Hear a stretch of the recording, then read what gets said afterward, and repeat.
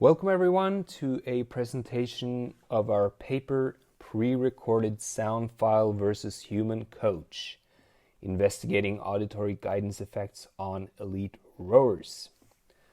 I am Henrik Herrebrøden. I will be presenting on behalf of our group here.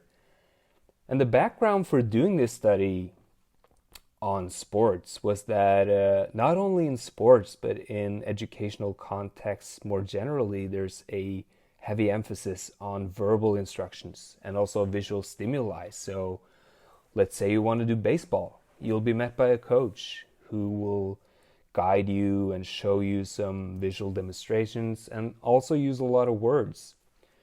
And we think there's potential for using sound in this context of learning and instruction. So we thought it would be cool to explore what if we compare a traditional coaching approach to a pre-recorded sound file that we developed to guide movements and improve technical execution of a sports skill. So our study was conducted in a motion capture lab on a rowing ergometer. We recruited some elite rowers, 9 elite rowers, 1 female.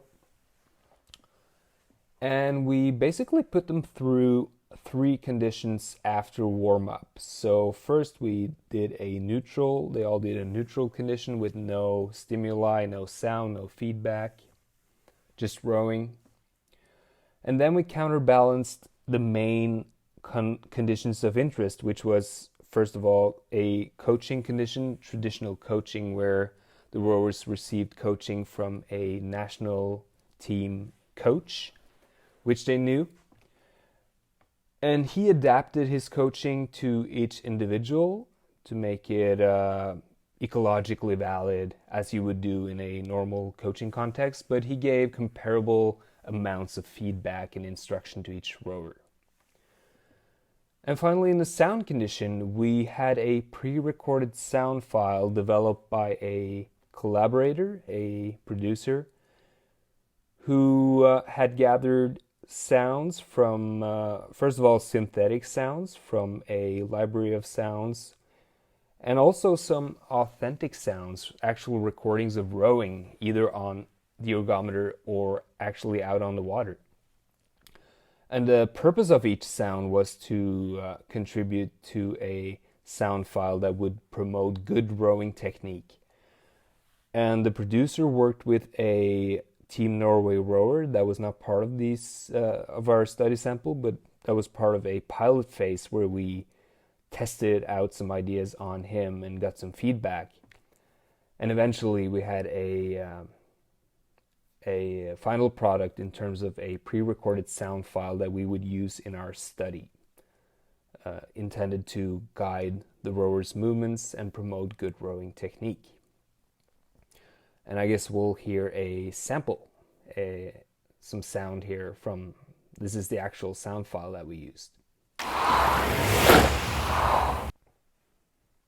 So this was put in a loop, so the rower would hear this sound over and over for the full trial. Each trial lasted 3 minutes.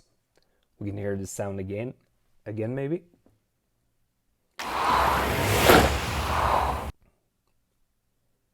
So we were interested to see how these conditions would affect some measures. We were looking for effects on objective performance, so we measured distance traveled, how far they rowed.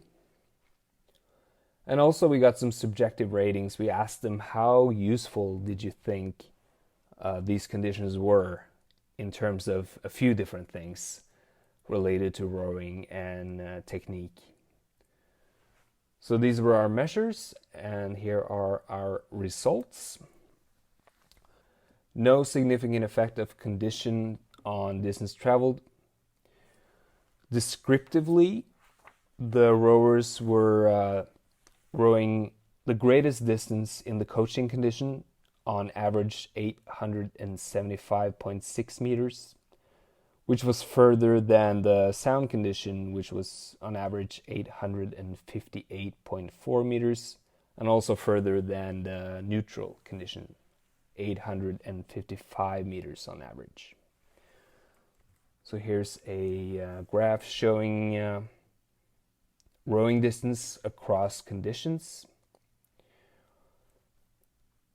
And also no effect on the perceived usefulness. The ratings did not differ across conditions. However, this is a very small sample, and we find it perhaps just as interesting to consider there was actually quite a bit of individual variability in terms of how they responded to our interventions. So you're going to see a graph now with each individual rower's performance across the conditions in terms of distance traveled. So here it is, and we have created color codes, separated the rowers into different levels of eliteness, skill, which we don't have to consider now. So the most important thing is to consider each line is each rower's performance across the conditions.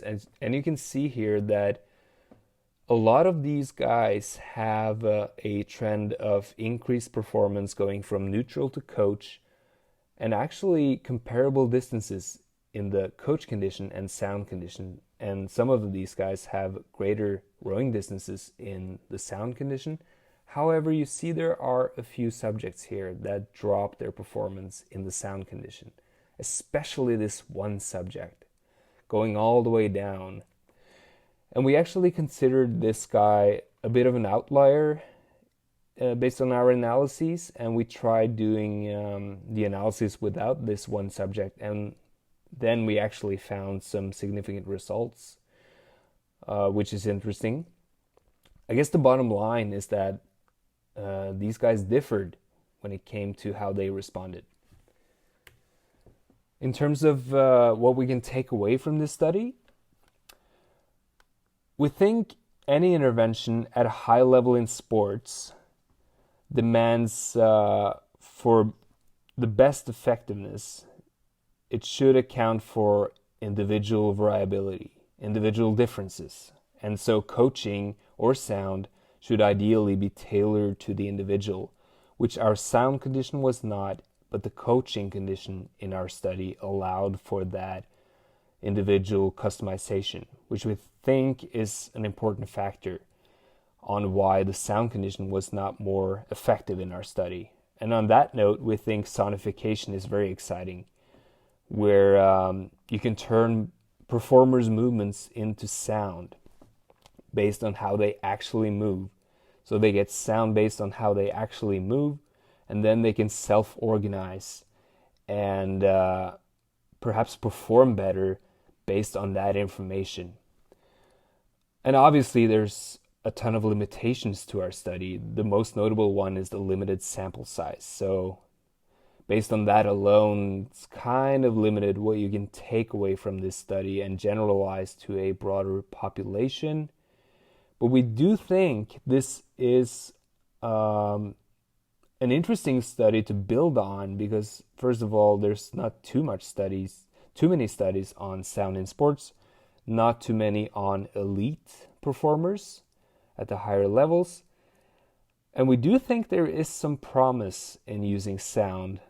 For one thing, it's very cost efficient. You can have a sound file or a sonification system and give out feedback to people without necessarily having the coach there all the time to provide that feedback. You can liberate the coach. They can move around and do observation and do some more stuff while some sound technology or intervention is taking care of some instructions. So overall, we hope this can be found relevant and be built on in future studies. So thank you.